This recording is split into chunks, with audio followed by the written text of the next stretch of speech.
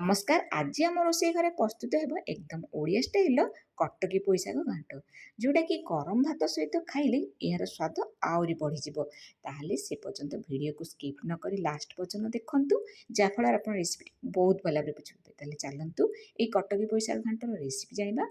प्रथमे कटकी पोई शागर पत्र को भल भाव बाछीदबा। शाग को बाछिला अनावश्यक पत्र को आम बाहर करदे। आउ यह भल भाव धोईकी छोट छोट काटिकी गोटे बाउल में रखिदेची। तापर ये परिवा भितर मुझे कखारु बैगण बैगण गोटे कखारु खंडे को भल भाव धोईकी छोट छोट काटिदेची। ये मुग डाली हाफ बाउल को भल भाव भाजीदबा।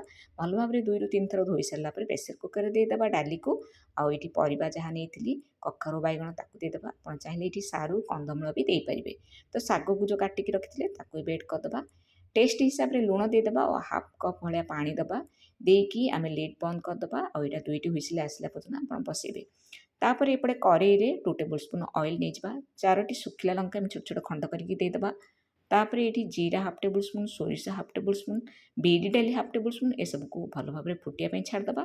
फुटी सारा पियाज गोटे एमती छोट छोट रखी काटिकी एड करदे। आ पियाज को टी गोल्डन ब्राउन है पर्यटन भाजपे। गैसर फ्लेम को आप मीडियम हाई रखिकी भाजपे।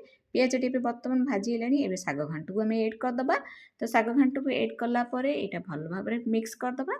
मिक्स कलापर यहाँ फुटिया छाड़दे। तो फुटी सारापर आमर कटकी पोई शाग घांट प्रस्तुत हो। तो रेसिपीटी जब आपको भल लगे ना सांग मैंने वीडियोटी को लाइक करूँ, निज परिवार और सांग मान सहित सेयार करूँ। एमती घर या ओडिया रेसिपी चैनल को सब्सक्राइब करके पाखर बेल आइकन को प्रेस कर दिंतु, जहाँद्वारा मोर सब नुआ वीडियो नोटिफिकेशन आपन पाखे सर्वप्रथमे पहुँच पार। इंस्टाग्राम फेसबुक जो देखुं सुमित्रा मिश्र मोर आईडी लाइक शेयर फॉलो करूँ। आउ एमती सुआदिया रेसिपी सहित पुणी थे देखा से पर्यंत जय जगन्नाथ। धन्यवाद।